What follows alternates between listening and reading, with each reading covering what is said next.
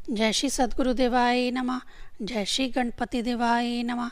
ओम नमो भगवते वासुदेवाय नमः। श्रीमद् भगवत गीता छठा अध्याय आत्मसंयम योग। भगवान श्री कृष्ण अर्जुन को समझाते हुए बोले, जो प्राणी कर्म के फल का आश्रय न लेकर के करने योग्य कर्म को करता है वही सन्यासी तथा योगी कहलाता है। केवल अग्नि प्रज्वलित करके भस्म रमाने वाला प्राणी योगी अथवा सन्यासी नहीं होता। इसी प्रकार विभिन्न क्रियाओं का परित्याग करने वाला भी योगी नहीं होता। हे अर्जुन, जिसे संन्यास कहा जाता है उसे ही योग भी कहा जाता है। जो प्राणी कामनाओं तथा संकल्पों का परित्याग नहीं करता वह योगी नहीं हो सकता। योग में प्रवृत्त होने वाले मननशील प्राणी के लिए योग की प्राप्ति हेतु निष्काम भाव से कर्म करना चाहिए। योग में प्रवृत्त हो जाने के बाद उस योगी पुरुष को सभी कामनाओं तथा संकल्पों से निवृत्ति हो जाना चाहिए। यही योगियों के कल्याण का कारण कहा गया है। जिस काल में कोई प्राणी इंद्रियों के विषय भोगों तथा कर्मों के फल के प्रति अनासक्त रहता है वह साथ ही वह सभी प्रकार की कामनाओं एवं संकल्पों से भी विमुक्त रहता है। हे अर्जुन, प्राणी को यह मानव शरीर प्रभु की कृपा से इसीलिए प्राप्त हुआ है ताकि वह सुकर्म करके इस संसार सागर से अपना उद्धार कर सके, इसीलिए नहीं कि वह कुकर्म करके अधोगति को प्राप्त हो। यदि प्राणी चाहे तो वह स्वयं ही अपना उद्धार कर सकता है और स्वयं में पतन का रास्ता अपनाकर नरकगामी बन सकता है। इस प्रकार प्राणी स्वयं ही अपना मित्र भी है और शत्रु भी। जिस प्राणी द्वारा अपना मन, इंद्रियां तथा शरीर अपने वशीभूत कर लिया गया हो वह प्राणी स्वयं अपना मित्र है, तथा जिसके द्वारा अपना मन, इंद्रियां तथा शरीर अपने वशीभूत नहीं होता वह अपना स्वयं का ही शत्रु होता है। जिस पुरुष के अंतःकरण की वृत्तियां सुख दुख, गर्मी सर्दी तथा मान अपमान में भली प्रकार शांत रहती हैं, इस प्रकार के स्वाधीन आत्मा वाले पुरुष के ज्ञान में सच्चिदानंद परमात्मा के अतिरिक्त कुछ अन्य नहीं होता। इसी प्रकार जिस पुरुष का अंतःकरण ज्ञान विज्ञान से तृप्त है, जिसकी स्थिति विकार रहित है, जिसकी इंद्रियां भली प्रकार उसके वशीभूत है तथा जिसके लिए मिट्टी, पत्थर और स्वर्ण एक समान है, वह योगी भगवत प्राप्त होता है। स्वार्थ रहित, सभी का कल्याण चाहने वाले, मित्र वैरियों, उदासीनों, पक्षपात रहित तथा दोनों पक्षों का कल्याण चाहने वाले, ईर्ष्यालुओं, पापियों, बंधुजनों तथा धर्मात्माओं आदियों में एक समान भाव रखने वाला पुरुष अत्यंत श्रेष्ठ होता है। मन, इंद्रियां तथा शरीर को वश में रखने वाले, कामना रहित तथा संग्रह न करने वाले योगी पुरुष को अकेले ही एकांत स्थान पर स्थित होकर आत्मा को निरंतर परमात्मा के ध्यान में लगाना चाहिए। शुद्ध भूमि पर जिसके ऊपर क्रमशः कुशा, मृग छाल तथा वस्त्र बिछे हुए हों और जो ना तो अधिक ऊंचा हो और ना ही अधिक नीचा हो, एक ऐसा आसन स्थापित करें। इस आसन पर बैठकर अंतःकरण और इंद्रियों की क्रियाओं को अपने वशीभूत करे। इसके पश्चात मन को एग्राग करते हुए अंतःकरण की वृद्धि के लिए योग का अभ्यास करना चाहिए। अपने शरीर, सिर तथा ग्रीवा को अचल एवं स्थिर करते हुए नासिका के अग्रभाग पर इस प्रकार दृष्टि केंद्रित करे कि किसी अन्य दिशाओं में दृष्टिपात न हो। ब्रह्मचार्य व्रत धारण करके भय रहित होकर तथा शांत अंतःकरण के साथ सावधान होकर योगी को मुझ परमात्मा में प्रयाण होकर ध्यान लगाना चाहिए। अपने मन को अपने वशीभूत करने वाला योगी इस प्रकार निरंतर अपनी आत्मा को मुझ परमात्मा के स्वरूप में लगाकर ही परमानंद की पराकाष्ठा रूपी शांति को प्राप्त करता है। हे अर्जुन, यह योग ना तो बहुत अधिक खाने वालों का, ना ही बिल्कुल त्याग करने वाले का, ना बहुत अधिक शयन करने वालों का तथा ना ही बहुत अधिक जागृत रहने वालों का ही सिद्ध होता है। यह योग संसार के समस्त रोग शोक का नाश करने वाला है तथा यह यथा योग्य आहार विहार करने वालों का, कर्मों में यथा योग्य चेष्टा करने वाले का तथा यथा योग्य शयन करने एवं जागने वाले का ही सिद्ध होता है। जिस समय पूर्ण रूप से वशीभूत हुआ मन भली भांति परमात्मा में लीन हो जाता है, उसी समय संपूर्ण भोगों से मुक्त हुआ पुरुष योग से मुक्त हो जाता है। जिस प्रकार वायु के झोंकों से मुक्त हुआ दीपक स्थिर होकर प्रकाशमान होता है, ठीक इसी प्रकार माया मोह से मुक्त हो अपने मन को वशीभूत करने वाला योगी परमात्मा के ध्यान में स्थिर होकर परम तत्व के प्रकाश से प्रकाशित हो उठता है। योग के अभ्यास से निरुद्ध चित्त जिस अवस्था में उपराम हो जाता है, उस अवस्था में परमात्मा के ध्यान से शुद्ध हुई सूक्ष्म बुद्धि के द्वारा साक्षात परमात्मा के दर्शन करता हुआ प्रसन्न रहता है। परमात्मा के इस प्रकार दर्शन करने में जिस प्रकार के आनंद की अनुभूति होती है, वह किसी भी इंद्रिय सुख से प्राप्त नहीं हो सकती।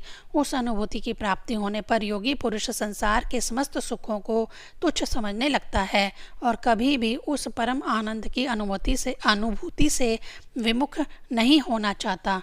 परमात्मा रूपी लाभ को प्राप्त करने के बाद योगी को और किसी भी प्रकार के लाभ की आवश्यकता नहीं रहती। परमात्मा से साक्षात्कार के बाद योगी पुरुष को किसी भी प्रकार का रोग शोक अपने मार्ग से विचलित नहीं कर पाता। इस दुख रूपी संसार के मोह माया से विरक्त तथा परमात्मा के संयोग का नाम ही योग है।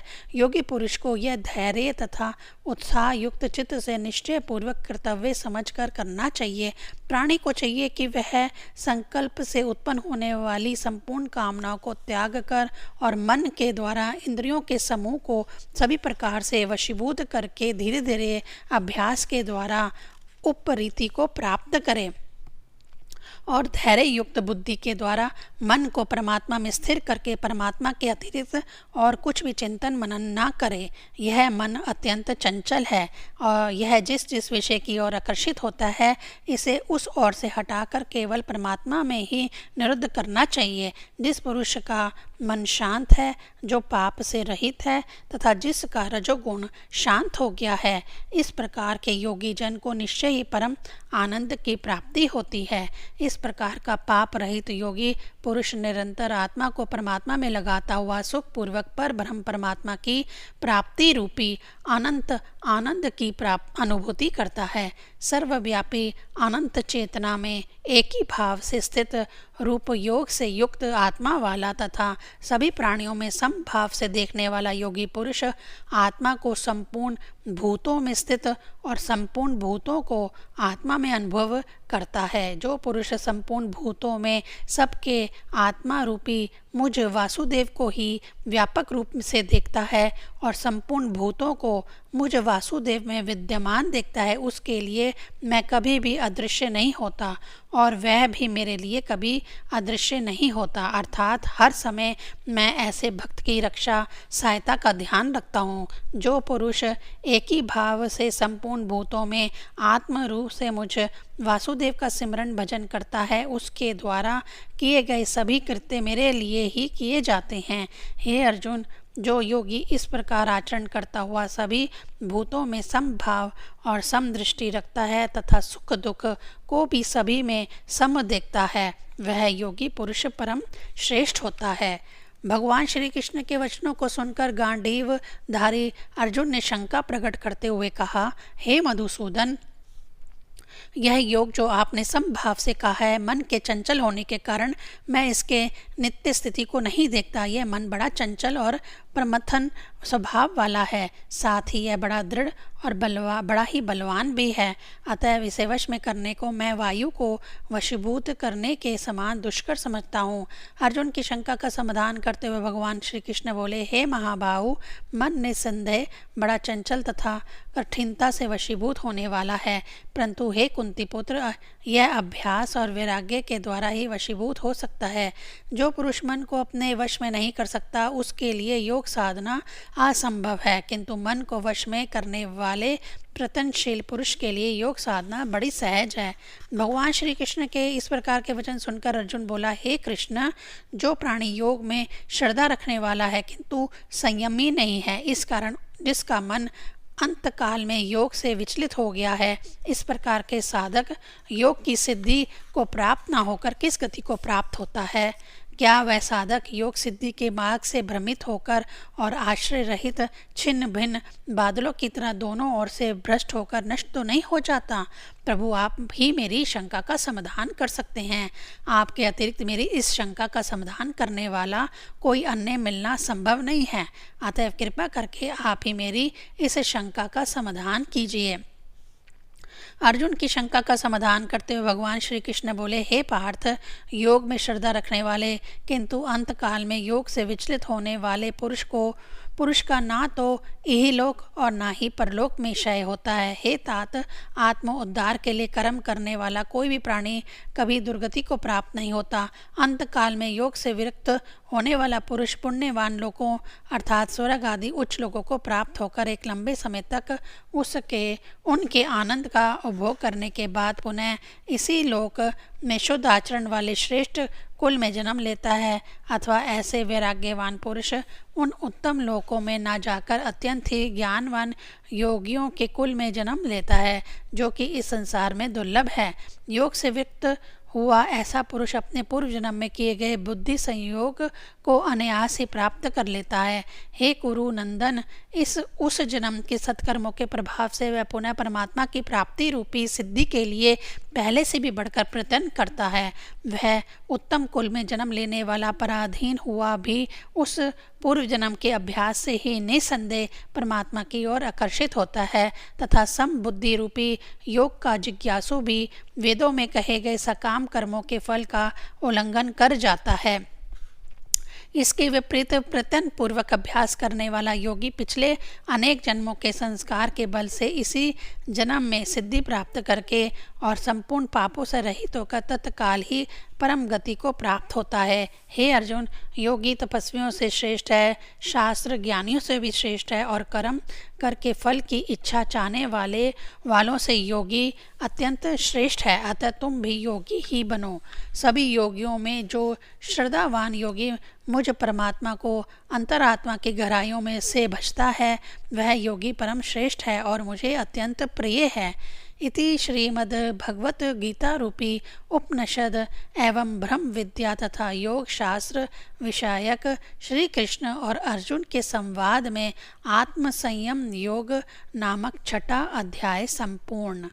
छठे अध्याय का महात्म्य। भगवान लक्ष्मी बोली, गीता के छठे अध्याय का क्या महात्म्य है? देवी, भगवान विष्णु बोले, जो मनुष्य गीता के छठे अध्याय का नित्य प्रति पाठ करता है वह परम तेजस्विता को प्राप्त कर लेता है और देह त्याग के पश्चात उसे मोक्ष की प्राप्ति होती है। प्रभु, क्या इस संबंध में भी कोई कथा प्रसंग आता है? हाँ देवी, अवश्य। तब कृपा कर उसे भी सुनाइए। तो सुनो देवी, कहकर भगवान विष्णु ने गीता के छठे अध्याय से संबंधित कथा का महात्म्य इस प्रकार सुनाना प्रारंभ किया। पूरा काल में गोदावरी नदी के तट पर प्रतिष्ठानपुर नामक एक विशाल नगर स्थित था। उस नगर में जानश्रुति नामक एक धर्मपरायण राजा राज्य करते थे।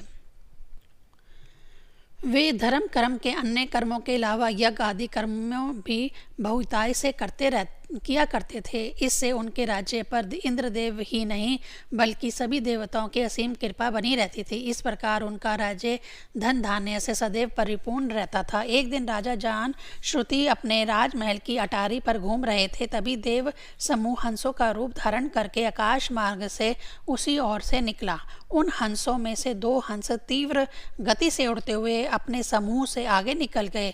तब पीछे वाले हंसों ने उन तीव्र गामी हंसों से कहा, अरे तुम लोग इतने वेग से ना उड़ो, यह मार्ग बड़ा दुर्गम है। इस मार्ग पर हम सभी को मिलकर आगे बढ़ना चाहिए। क्यों? इस मार्ग में ऐसी क्या बाधाएं हैं?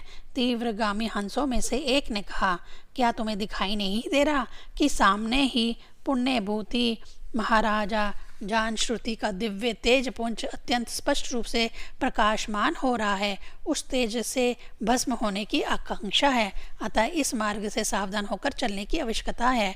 यह बात सुनकर तीव्रगामी हंस हंसने लगे और उच्च स्वर में बोले, क्या राजा जानश्रुति का तप ब्रह्मवादी महात्मा रैवक के तेज से भी अधिक तीव्र है? राजा जानश्रुति अपने महल की छत पर टहलते हुए हंसों का यह वार्तालाप सुन रहे थे। महात्मा रैकव का नाम सुनकर उन्हें बड़ा आश्चर्य हुआ। उन्होंने तुरंत ही देवों द्वारा प्रशंसनीय तथा महातेजस्वी महात्मा से भेंट करने का निश्चय किया। यह विचार कर उन्होंने अपने सारथी को महात्मा रैकव को राजमहल में ही लिवा लाने के लिए आदेश दिया। राजा जानश्रुति की आज्ञा मिलते ही सारथी रैकव मुनि को लिवा लाने के लिए निकल पड़ा और उस अरण्य में पहुंचा जहां पर वह निवास करते थे। अरण्य में एक छायादार वृक्ष के नीचे महात्मा रैकव संसार के मोह माया से विरक्त आनंद मग्न बैठे हुए थे। सारथी ने नतमस्तक होकर प्रणाम किया और कहा, हे मुनिवर, आप यहाँ इस वृक्ष के तले कष्टदायी जीवन व्यतीत करते हैं। कृपया आप महाराजा जानश्रुति के राजमहल में चलकर सुखपूर्वक निवास करें। इससे न केवल आपको ही सुख मिलेगा बल्कि महाराज को भी कुछ पुण्य प्राप्त होगा। हे राजसेवक, इस संसार में सुख अथवा दुख से मुझे किसी भी प्रकार की उद्विग्नता अथवा मोह की कामना नहीं है। जो है जैसा है वही मेरे लिए प्रभु की कृपा है, इसी में मुझे आनंद मिलता है। महात्मा रैकव की बात सुनकर सारथी राजमहल को लौट गया और उसने महाराजा जानश्रुति को सारी बात कह सुनाई।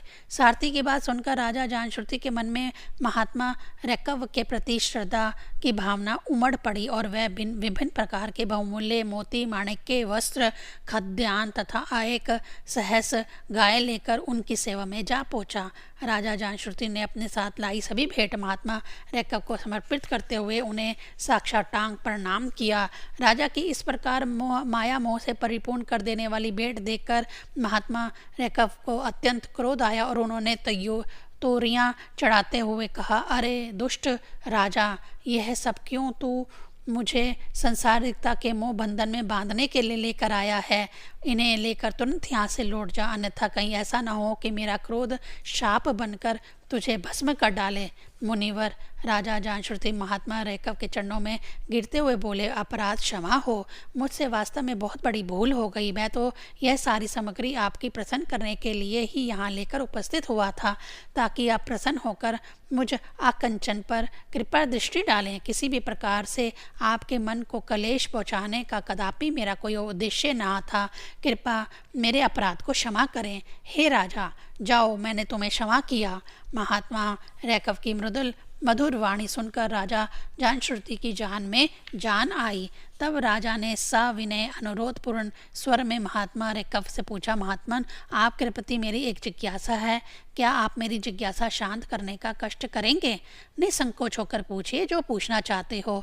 महात्मन, आपके इस अपार तेजपुंज का क्या रहस्य है जो देवगणों की भी चर्चा का विषय है? राजन, महात्मा रैकव गंभीर वाणी में बोले, यह तेजस्वता मुझे श्रीमद् भगवत गीता के 6 अध्याय का नित्य प्रतिदिन पाठ करने से प्राप्त हुई है। हाँ प्रिय, भगवान श्री हरि लक्ष्मी को समझाते हुए बोले, गीता के 6 अध्याय का यही महात्म्य है। महात्मा रैकव से यह रहस्य जानकर राजा जानश्रुति ने भी फिर गीता के 6 अध्याय का नित्य पाठ करना आरंभ कर दिया और अतः अपार तेजस्वता प्राप्त करके वह भी वैकुंठ लोक की ओर प्रस्थान कर गया। 6 अध्याय का महात्म्य संपूर्ण। ओम क्लीं कृष्णाय नमः।